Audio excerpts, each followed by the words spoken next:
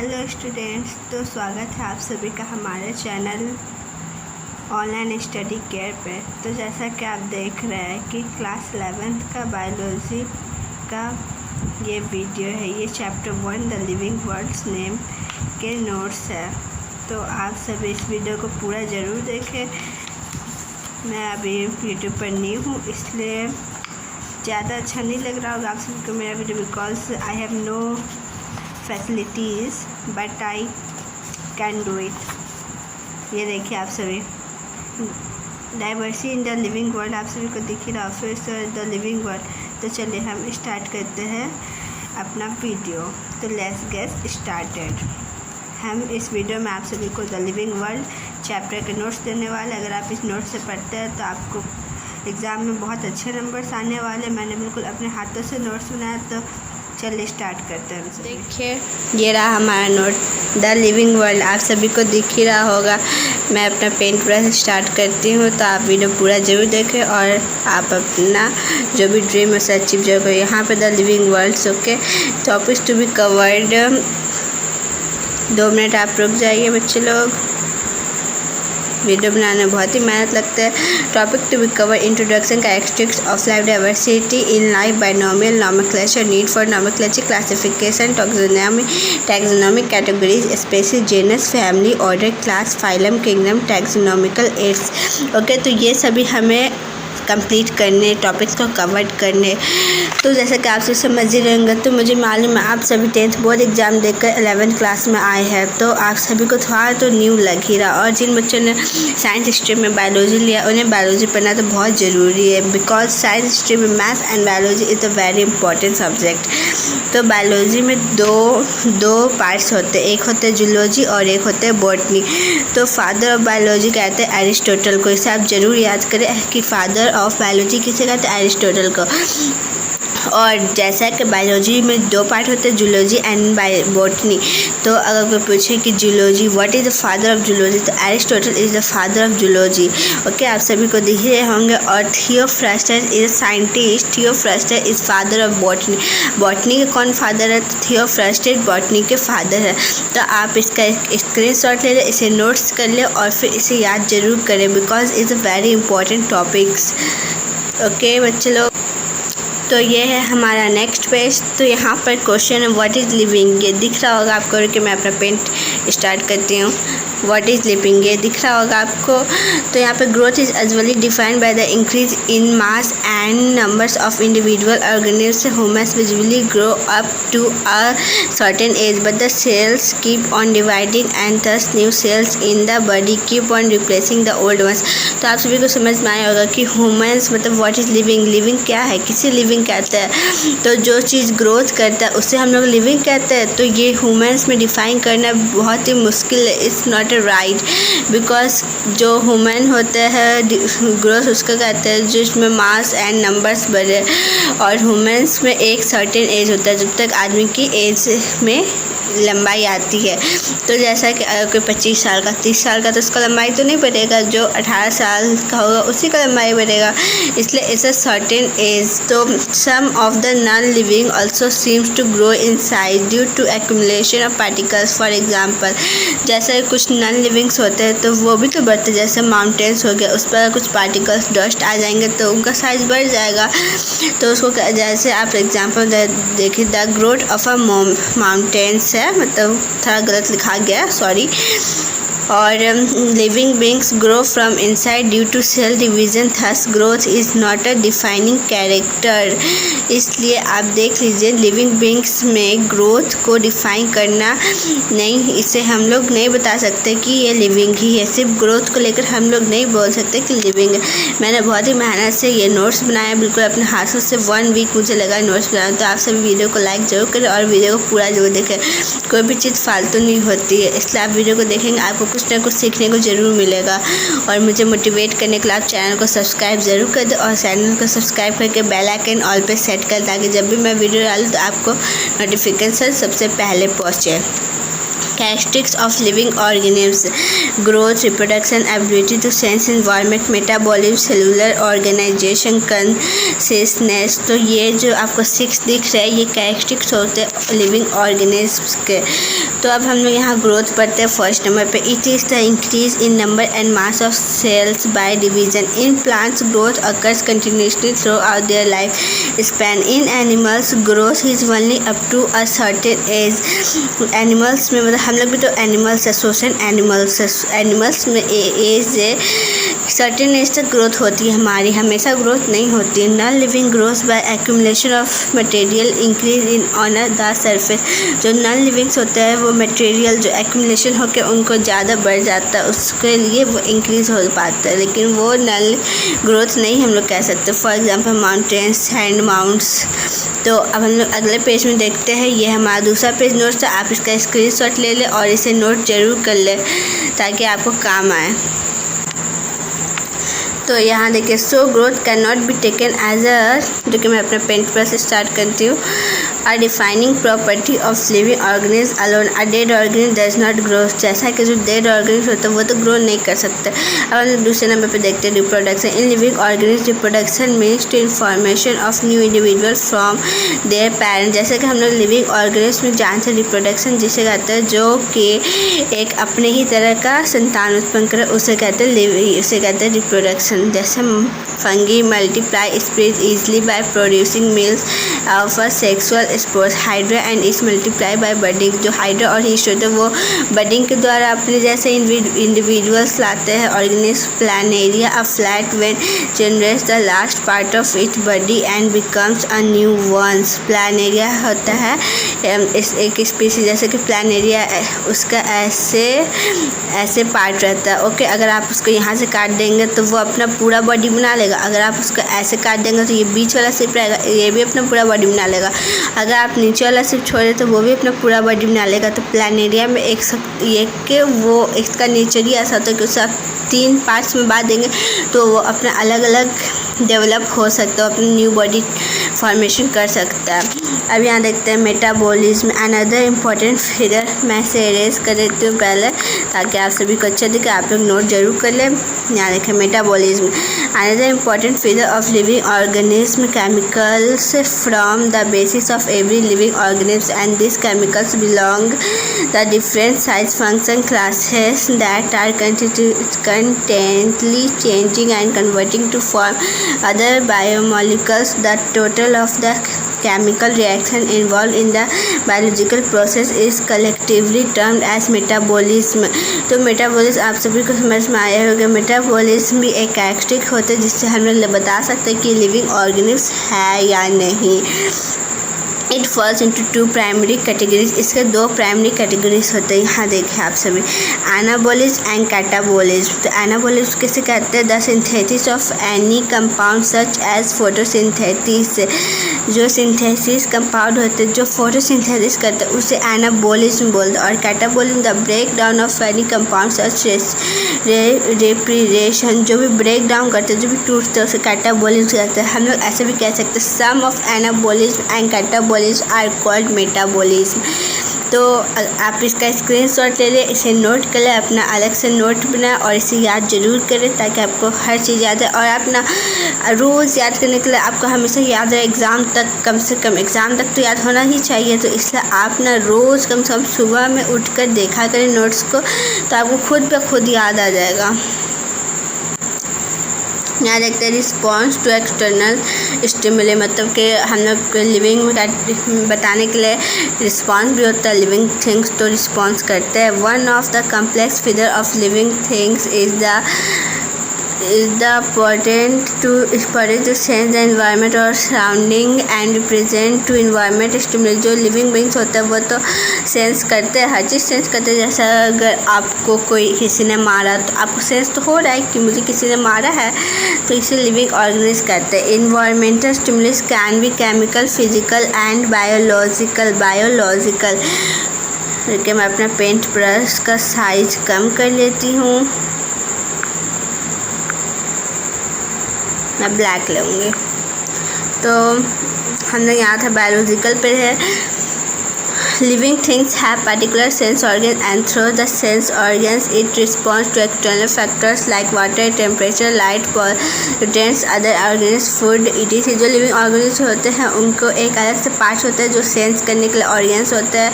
हम किसके द्वारा सेंस करते हैं? तो ऑर्गेन्स के द्वारा सेंस करते हैं। अगर हमें कोई मार दे, अगर हमारा सेल, हमारा जो नर्व सेल होता है, अगर वो ही हमें हमारे दिमाग तक अगर इंफॉर्मेशन नहीं पहुँचा तो हमें कुछ नहीं पता चलेगा, हमें सेंस नहीं हो पाएगा। जैसे कि हमारे एक्सटर्नल फैक्टर्स होते हैं like water, temperature, light, pollutants and other organism etc. However, it is very complicated to define living in case of human beings. Case of human beings, तो कि ये जो लिविंग है, व्हाट इज़ लिविंग किसे कहते हैं, ये ह्यूमन बींग्स में डिफ़ाइन करवाना बहुत ही मुश्किल है। अभी तक मतलब कि ये बहुत मुश्किल हो पाता है कि अभी तक पूरी कन्फर्मली नहीं पता चला। इसके द्वारा हम लोग बता भी नहीं सकते ये ग्रोथ है, करता है, नहीं करता है। इसके द्वारा हम नहीं बता सकते लिविंग थिंग्स है। जैसे कि अगर हम लोग बताएंगे जो सेंस करता है, तो जैसे हम लोग एयरपोर्ट में जाते हैं तो किसी ने बॉम्ब है, गन है किसी के पास, तो नॉन मेटल जैसे मेटल है किसी के पास, तो इसके लिए एक डिटेक्टर होता है, तो वो भी तो सेंस करता है, लेकिन वो तो नॉन लिविंग्स है, इसलिए हम डिफाइन नहीं कर सकते। For example, there are people who are in coma and they do not respond to external stimulus, the function of heart and lungs are replaced by machines. So are they living or non-living? Thus defining living in human beings is complex. जैसे कोई आदमी है जो coma में है, तो वो कुछ भी नहीं एक्सटर्नल स्टिमुली, नहीं वो रिस्पॉन्स करता है, नहीं वो सेंस करता है कुछ, तो फिर हम लोग कैसे कह सकते हैं, कैसे वो तो नॉन लिविंग तो नहीं है, वो सांस तो ले रहा है, वो तो लिविंग है।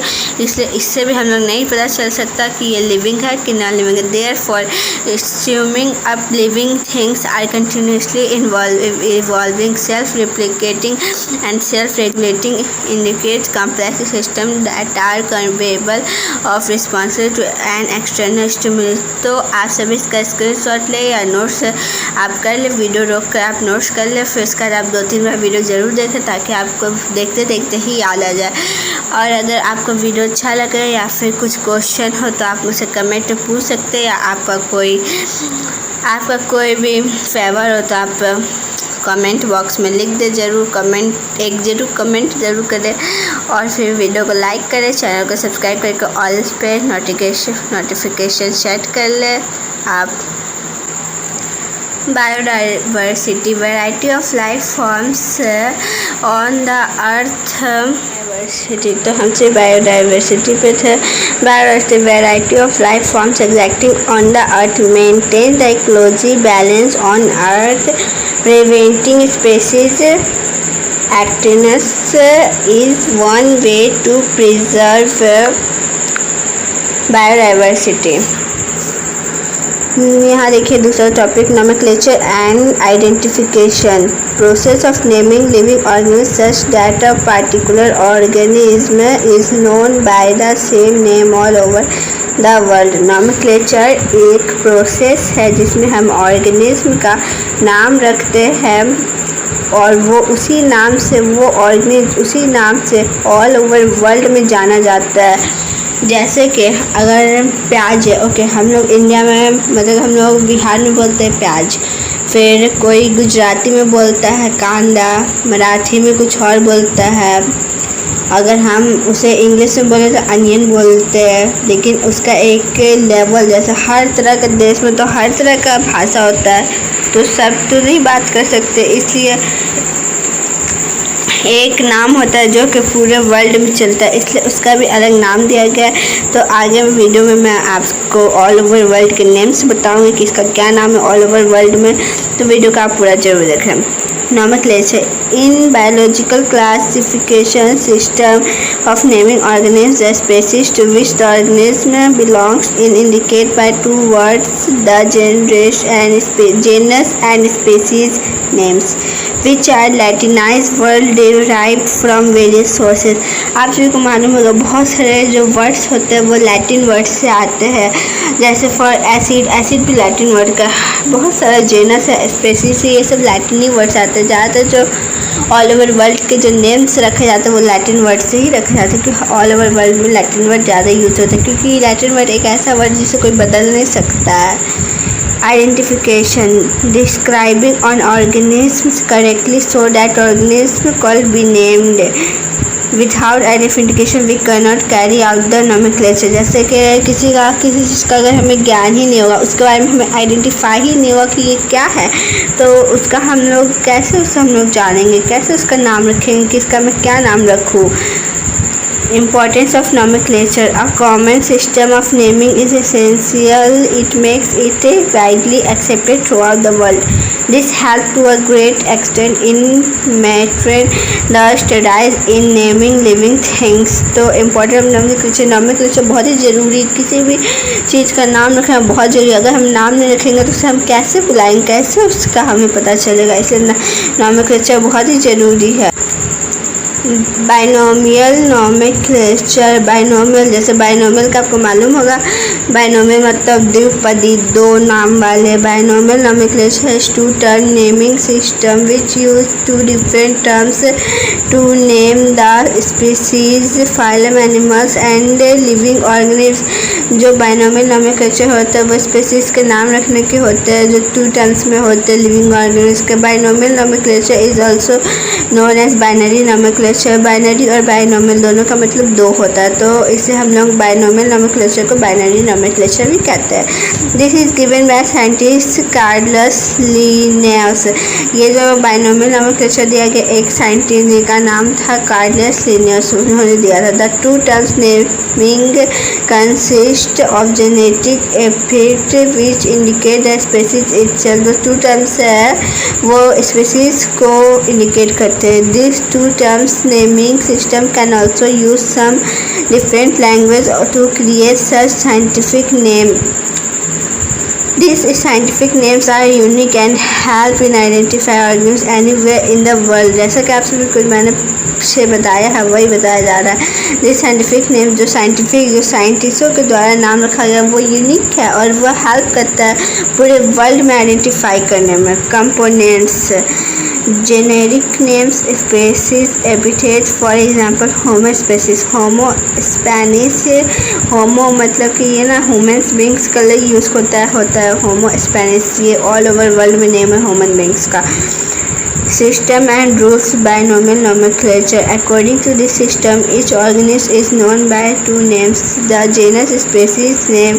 These names are called written in Latin. जो मतलब कि सबका होता है ना, एक जेनस होता है और यहाँ का ये जो होम है ये जेनस और ये सैपियंस ये स्पेसीज है हमारा। तो हमारा ये जो अकॉर्डिंग सिस्टम के अकॉर्डिंग ये जो जेनस और स्पेसीज जब से लैटिन वर्ड अगर हम कॉपी में लिखेंगे तो उससे नीचे अंडरलाइन करेंगे, अगर नहीं करेंगे तो वो हमारा गलत हो जाएगा। अगर लैटिन में लिखते तो ऐसे टेढ़ा लिखा जाता है लैटिन में। The genus name and species name of organism written together are called each scientific name. जो genus होता है और जो species होता है अगर हम उसे लिखते हैं एक साथ तो उसे कहा जाता है साइंटिफिक नेम कहा जाता है। तो आप सभी पूरा नोट्स को याद कर लेना और फिर मैं आगे भी इसका नोट्स दूँगी, आगे भी मैं पार्ट 2 ज़रूर। अगर आप सभी ने सपोर्ट किया, मोटिवेट किया मुझे तो मैं इसका पार्ट ज़रूर लाऊंगा। मैंने बहुत दिनों बाद वीडियो बनाया, मैं डीमोटिवेट हो गई थी पर मैं सोची चलो बना देती हूँ वीडियो।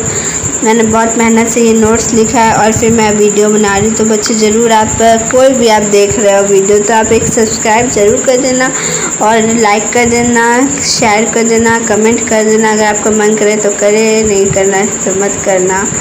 पर मैं बहुत ही मेहनत से वीडियो बना रही हूँ।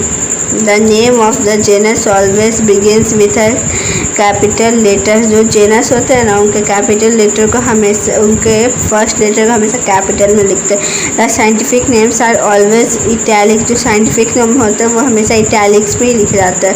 The species name begins with a small letter. जो स्पेसीज का नेम जैसे कि सैपियंस लिखा था ना तो एस हमेशा स्मॉल लेटर में लिखाएगा। और when handwritten the genus name and species name have to be underlined। ऐसा मैंने बताया था, जेनस या स्पेसीज का नाम है उसे अंडरलाइन करेंगे। अगर हैंड से लिखे तो अंडरलाइन करना जरूरी है, अगर नहीं करेंगे तो गलत हो जाएगा। Classification of living organism, process of grouping things into categories based on the same easily observe characters. जो क्लासिफिकेशन और लिविंग ऑर्गेनिज्म का क्लासिफिकेशन किया गया उसे कैटेगरीज, उसके जो ग्रुप होते हैं उसके बेस पे कैटेगरी किया गया है। Categories further quality belonging to a particular organism, जो पार्टिकुलर ऑर्गेनिज्म होता है उसका क्या फिदर है, उसका क्या क्वालिटी है, उसी पर उसको कैरेक्टरिस्टिक किया जाता है, उसी पर से डिफाइन किया जाता है। नीड फॉर क्लासिफिकेशन, क्लासिफिकेशन का क्या ज़रूरत है, क्या ज़रूरी क्यों है क्लासिफिकेशन। तो it is not possible to study about each exciting living organism in detail. ये बिल्कुल भी पॉसिबल नहीं है कि सारे स्पीसीज़ का, सारे ऑर्गेनिज्म का स्टडी कर पाए, इसलिए टाइगर, लायन, कैट इसको एक कैटेगरी में रखा गया है। अगर लायन का आपने कर लिया स्टडी तो लगभग आपने टाइगर का लगभग आपने कैट का सभी का स्टडी कर लिया, इसलिए इसे एक ग्रुप में रखा गया, ना कि सिंगल रखा गया, वरना बहुत ही पॉसिबल ही नहीं हो पाता किसी का स्टडी करना। Classifying organism into groups make it easier to know about different life forms. इसी के लिए क्लासिफिकेशन किया जाता है कि हम सभी के लाइफ के क्या हैबिट्स है, क्या डिसेबिलिटीज है, क्या उनकी आदत है, उन्हें स्टडी कर पाए। टैक्सा, टैक्सोनॉमी को टैक्सा भी कहा जाता है। Scientific terms for categories into which the organism are grouped. Taxa can indicate a categories at very different level. तो टैक्सा होता है ना, वो उनकी कैटेगरी को इंडिकेट करता है बहुत ही अलग लेवल पे। Taxonomy, all living organism can be classified in the different taxa. जो टैक्सोनॉमी होता है, लिविंग ऑर्गेनिज्म होता है, वो क्लासिफाइड होता है अलग टैक्सा पे। This process of classification, taxonomy जो क्लासिफिकेशन का जो प्रोसेस होता है उसे टैक्सोनॉमी कहते हैं। सिस्टमैटिक्स, देखिए मुझे पेंट ब्रश ऑन करने दीजिए। सिस्टमैटिक्स मैं ग्रीन लेती हूँ। Branch of study which deals with systematics arrangement of organism and relationship among them. जो स्टडी करने का जो ब्रांच होता है उससे जो सिस्टमेटिक्स तरीके से अरेंजमेंट किया जाता है, डील किया जाता है, उसी को सिस्टमेटिक कहते हैं। जैसे कि मैंने आप सबको बताया था कि ऑल ओवर वर्ल्ड में जैसे ह्यूमन बींग्स है, देखिए मैं ब्लैक करती ताकि आप सभी को साफ साफ देखें और आप सभी नोट जरूर करिए। बहुत इंपॉर्टेंट एग्जाम में पूरे इस चैप्टर से 15 नंबर के आते हैं question. It's a very important chapter से अगर आपने अच्छे से नहीं समझा तो आप पूरे बायोलॉजी को अच्छे से नहीं समझ पाएंगे, इसे ज़रूर अच्छे से समझे। और इससे नोट्स बहुत इंपॉर्टेंट, मैंने बहुत ही मेहनत से खुद से चुन के NCERT के अंदर से नोट्स बनाया, इससे बहुत सारे क्वेश्चन आपको देखने टकराएंगे। ह्यूमन बींग्स ये होमो स्पेनिस के नाम से ऑल ओवर वर्ल्ड में जाना जाता है। मैंगो, मैंगी फेरा के नाम से जाना जाता है। फ्रॉग, राना टिग्रीमा के नाम से जाना जाता है। राइस, ओरिजा, स्टाविया के नाम से जाना जाता है। ट्रिटिकम एटेरियम, ये जो वीट होता है उसे ट्रिटिकम एटेरियम के नाम से जाना जाता है। जैसे कि आप सामने खाना खाओगे तो मम्मी को बोला मम्मी ट्रिटिकम चाहिए तो उधर से आएगा बेलना। तो कुछ दिन तो यही सिलसिला चलेगा, बट आप समझ जाएंगे, आपकी मम्मी भी कुछ दिन बाद समझ जाएंगे कि वीट को कहते हैं ट्रिटिकम एटेरियम। तो फिर डॉग कैनिस लेपस फैमिलियर्स को कहते हैं डॉग्स, जो फैमिली डॉग तो फैमिली में भी रहता है। फिर कैट फेलिस डोमेस्टिका को कहते हैं कैट। टाइगर पैंथेरा टिग्रिस याद आएगा टाइगर। फिर मस्का डोमेस्टिका, जो मस्का डोमेस्टिका उसे कहते हैं हाउस फ्लाई। और हेलेंथस एनस सनफ्लावर को कहते हैं। पैंथेरा लियो लायन को कहते हैं लियो से याद हो जाएगा लायन फिक्स, इसको आप जरूर याद करें, इट्स वेरी इंपॉर्टेंट। VVI है ये VVI। Taxonomic hierarchy, taxonomic category a part of overall taxonomic arrangement. Taxonomy category के टैक्सोनॉमिक हायरार्की के 3 पार्ट्स होते हैं। Taxonomic category, taxonomic hierarchy, taxonomic taxon. तो a part of overall taxonomic arrangement कहते हैं इसे। Taxonomic hierarchy, taxonomic categories together constitute taxonomic hierarchy, इसे कहते हैं taxonomic taxa. Each taxonomic category responsible a unit of classification term and rank. जो rank होता है उसे टैक्सोनॉमिक टैक्सा कहते हैं।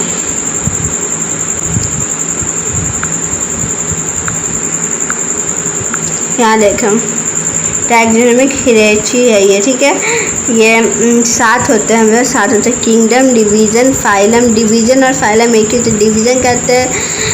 डिवीज़न कहते हैं एनिमल्स के लिए, और फाइलम कहते हैं ह्यूमन बीइंग्स के लिए। और class, order, family, genus, species. तो इसे आप याद करेंगे टैक्सोनॉमिक हायरार्की है। तो इसके लिए आपको एक ट्रिक दिया गया, keep pot clean or family get सिक। के थोड़ा नीचे गया, ऐसे आप नीचे कर लेना से।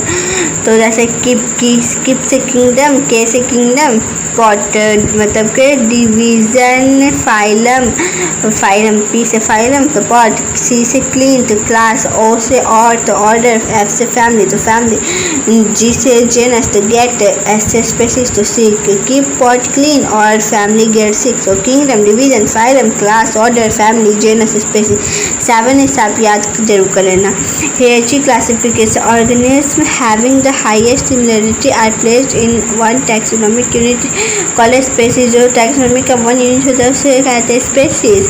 अ group of several species is then assemble into the next higher unit called genus. जो हायर यूनिट होता है उसे जेनस कहते हैं और उसे जेनेरा भी कहते हैं। A group of genera is then called to form the not higher taxon called family. जो जेनेरा होता है हायर टैक्सम उसे फैमिली भी कहते हैं। Similarly a group of families form on order, several order form a class and several class form a kingdom.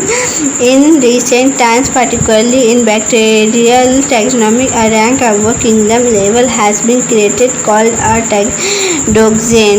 तो ये हमारा नोट्स था। हमने हाफ ऑल ओवर इस चैप्टर के पूरे नोट्स, बस 1 पार्ट बचा है तो मैं 1 पार्ट आपको इस वीडियो के बाद, अगर आपने मुझे मोटिवेट किया, आप मुझे मोटिवेट करें, अगर आपने मुझे मोटिवेट किया और अच्छा रिस्पांस आया इस वीडियो से तो मैं अगला पार्ट जरूर लाऊंगी। तो आप मेरे चैनल को सब्सक्राइब करें, वीडियो को लाइक करें, कमेंट करें। अगर आपके कोई फ्रेंड्स हैं जो पढ़ते हैं तो आप वीडियो को शेयर जरूर करें। Because is a handwritten NCERT notes, ऐसा नोट्स नहीं मिलता है क्यों लोग खुद से नोट्स बना देते हैं, बट NCERT बहुत ज़रूरी होते हैं एग्ज़ाम्स के लिए। तो NCERT आप ज़रूर पढ़ें। मेरा तो यही कहना है, आप अगर NCERT